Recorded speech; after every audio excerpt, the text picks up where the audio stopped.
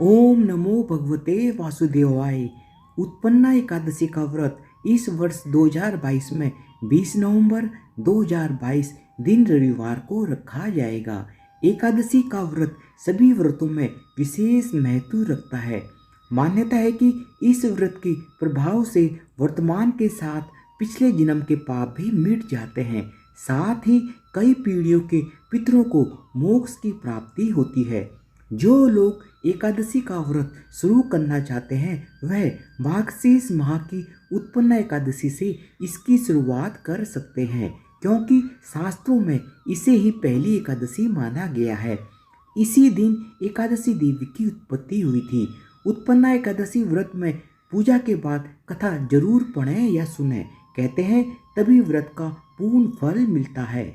उत्पन्ना एकादशी 19 नवंबर 2022 को सुबह 10:32 से शुरू होगी और इसकी समाप्ति 20 नवंबर 2022 दिन रविवार को सुबह 10:44 पर होगी।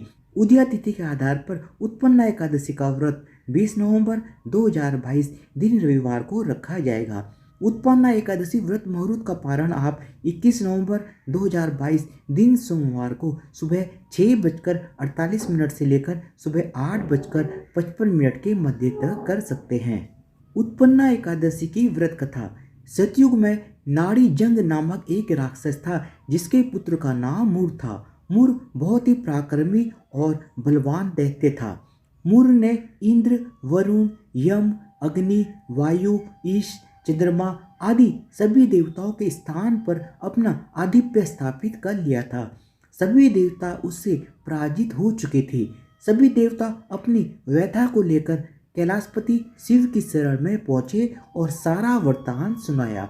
देवों के देव महादेव ने देवताओं की इस परेशानी के निवारण के लिए जगत के पालनहार, कष्टों का नाश करने वाले भगवान विष्णु के पास जाने के लिए कहा।